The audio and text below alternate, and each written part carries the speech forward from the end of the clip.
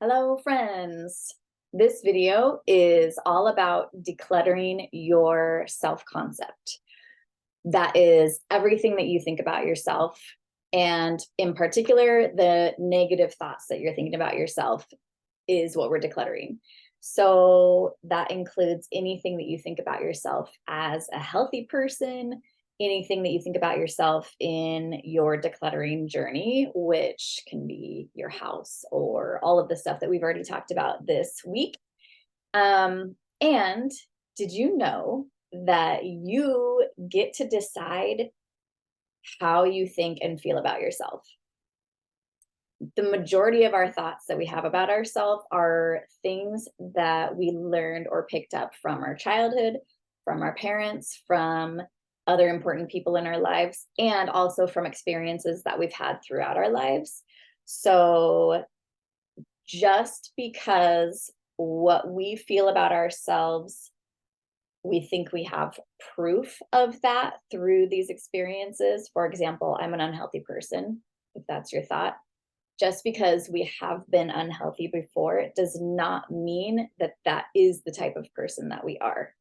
Just because we've had a lot of people tell us that we are disorganized and scattered doesn't mean that is who you are. That just means that is what you think about yourself from these past experiences or from people telling you that. And what we think about ourselves is what dictates the actions that we take in our lives. So if we just think of ourselves as scattered, disorganized people, we will not do what it takes to become organized. If we think of ourselves as unhealthy people, we will not exercise because we won't think it'll help or that we'll be able to follow through. We won't eat healthy foods because same thing, we just don't think we'll be able to follow through with it or do it for some reason or another. So the best thing about this is that you can decide now to think differently. You can decide to think whatever it is you want about yourself, whatever you want to think about your life, whether that's delusional in your mind or in other people's minds, doesn't matter at all. If we are thinking delusionally about ourselves, in a good self-love, healthy kind of way, then we're going to bring about much different results in our lives than we would if we're thinking negatively about ourselves, if we think we're stupid, if we think that we can't do whatever. So whether you have proof of being a certain way or not doesn't matter in the slightest. Checking my notes. Did I get off track a little bit? But coming back. Okay. So intentionally deciding who you want to be in this lifetime is like the most empowering thing that you can do. And that is what self-care is. That's what self-love is. Choosing to think about yourself in a certain way and doing this over and over and realizing that after decluttering your self-concept, after raising your self-concept up through thinking differently and then taking different actions, raising your self-concept will blow your mind for what you are actually capable of. It helps you to raise yourself into, I can't even think of the word right now. I'll come back to it if I think of it. And this is like the most impactful area that you can work on for any kind of goals, for any kind of decluttering that you're doing. So decluttering your self-concept can be a mental and a physical process. It includes getting rid of the negative and unhelpful thoughts that keep you stuck where you are, the thoughts that you have about yourself, about your life, about other people. And it also includes getting rid of the things that are making you think those thoughts or feel those feelings. So this begins with first becoming aware of what you're thinking on a regular basis. So what we're going to do first for this decluttering of your self-concept is grab your handy journal and pen or pencil, whatever you use, and you're going to write out all of the unhelpful or negative thoughts that you have about yourself that you can think of and why you think those thoughts. And keeping that why in mind is where the decluttering of the physical things in life is going to come from. So make sure you take note of why you feel that way. So keep writing, write out as many things as you can. Try not to judge yourself through this process. Sometimes, though, a little bit of judgment can be helpful. Like I think I said in my last video, I had this experience of reading a bunch of whiny victim type thoughts that I was having regularly, and it just completely changed my perspective. I didn't want to be that person anymore, so I wasn't anymore. I changed it. So yeah, don't judge yourself. Get a little angry if you need to at what you've been thinking. That's good. That can be a change inducer that can bring about action, but still have that compassion for yourself, because your brain has just been doing the best that it can with what it's been given in this lifetime. Okay, so you're writing out all the thoughts and beliefs that aren't supportive of you getting what you want in life, or just of you. And this can also include thoughts that you have about other people, because often the thoughts we have about other people are based on how we think and feel about ourselves. One example of this is interpreting somebody else's words as being a negative reflection on you and getting defensive, even if what they were saying actually didn't have anything to do with you, or they weren't saying something negative about you. The defensiveness comes from the feeling that you already have about yourself. It just kind of highlights these negative thoughts that we have. So those negative thoughts are what we're writing down. Or another example of the thoughts that you have about other people is if you, for example, see somebody on Facebook or Instagram and you are judging them, saying, I don't even know what you would be saying, but you're judging them in some way or another. Often that judgment, not always, because sometimes people are just doing things that they shouldn't be doing that we're judging them for. But oftentimes that judgment is because you might be actually wishing that you could have what it is that they have, but not feeling like you can have that for whatever reason, whether you're incapable of it, or you will never make enough money for that, or you will never be healthy enough for that, whatever the case may be in those examples. Okay. In this thoughts decluttering of your self-concept, all that we're focused on is getting the thoughts out of our brain, seeing the thoughts for what they are, which is like not helpful, not necessary. There's no reason for them to be there. Like, why are we beating ourselves up? There's like, ask yourself why. Why am I thinking this? You will often not be able to come up with a valid reason to keep that thought around. And then just becoming aware of what you're thinking. Sometimes just becoming aware of that and being like, I don't want to believe this thought, I don't need to believe this thought, that's enough to just get rid of the thought altogether. And sometimes that awareness is all that you need to feel better, rather than having to change the thoughts. So ask yourself, do I need to think this thought for any certain reason? And if not, bye-bye thought. Just don't even let it be part of your life anymore. We're not yet trying to think of any better thoughts. Changing your thoughts about yourself can take some time. This is what I work with my clients on. So it takes a span of time to be able to change thoughts that you can't just get rid of and say bye-bye to. And so, in other words, the time and space that we have in this challenge is not enough to actually get into making those changes.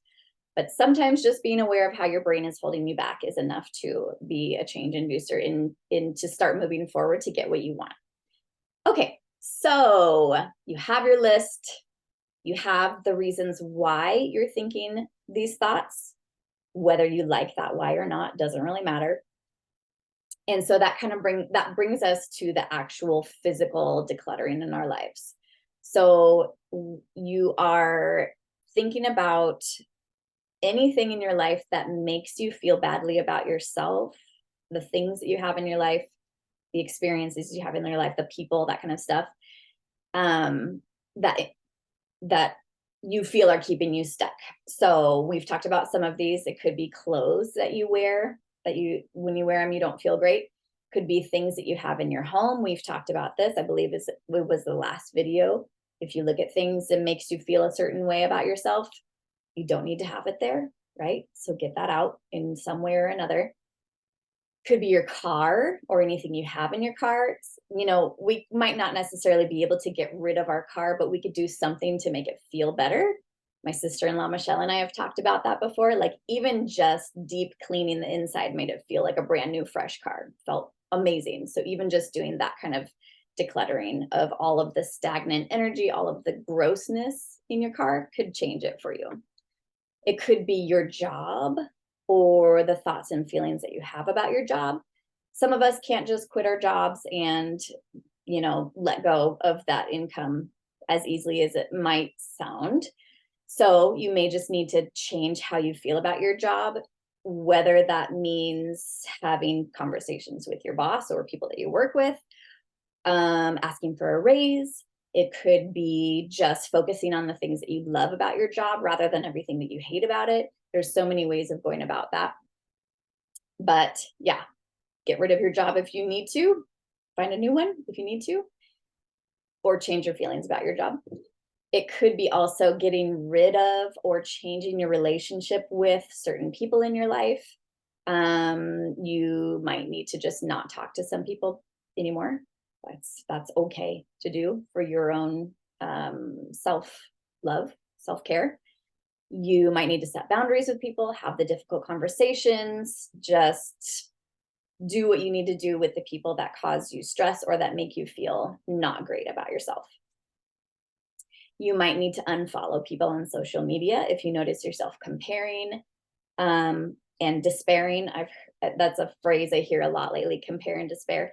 If you look at their social media and think, why don't I have that? Or they're so much prettier than me, or so much healthier than I am, or their house looks amazing. My house will never look like that. Anything like that, just unfollow that person. There's no need to judge yourself based on what other people put on their social media. Anything in your home that you look at and has a bad memory with tied to it, or I've already mentioned a lot of this, or makes you think anything about yourself that you don't want to be thinking, get rid of it, get it out of your house. You don't need to look at it all the time. And anything else that comes to your mind with that has come to your mind with anything that I've said so far. Please feel free to share your ideas. Maybe this triggered ideas that I didn't say. I would love to hear all of them. I can add to my list. It can help other people. Tell me what comes to your mind when you are listening to this. And also, with all of this, none of this stuff has to happen all at one time. This is like a gradual up leveling of your life, gradual declutter, and then up level along with that decluttering. This is how it's been for me too. Like my life transformation has been a gradual process where if I just look at where I am right now, I might not feel like things are changing. But if I reflect on where life was 5 years ago, and even like 2 or 3 years ago, I blow my own mind with the amount of change that I have brought into my life. That was so gradual that I didn't even notice it. So doing that reflection can really help too. If you want to improve your life, this self-concept work is what will change everything for you. Decluttering and adjusting how you feel about yourself. So in the next video, let me just recap. We talked about what self-concept is, why we should work on this. We talked about decluttering the mental part of your self-concept, and we talked about decluttering the physical part that can help you with upgrading your self-concept. So you've got your list. Hopefully you can put a plan to that. If you want to run any of this by me, or if you feel like you would like my help just sitting, talking for an hour, getting coaching on any of this, I am offering a free coaching call to anybody that watches this video, anybody that sees that I'm offering this coaching call, whether I've worked with you before, whether you're a family or friend, whether we've never talked before, it doesn't matter. I'm offering this to anybody who is seeing this offer. So please feel free to reach out. We can schedule it and we can talk about how all of this can apply to you specifically. All right, so the next video, this one that we just did, is the last of the specific decluttering ideas that I'm sharing with you, the last of the training videos. And the next video, which will be the last one, is going to be a Q&A. So I would love to hear your questions that you have about any of this stuff that we've talked about. I would love to hear comments that you have, ahas that you have had throughout, like anything that you were like, this changed my perspective on this certain thing. Please share with me anything. I will record a video based on those, and also probably some questions that people have asked me in the past of this type of stuff.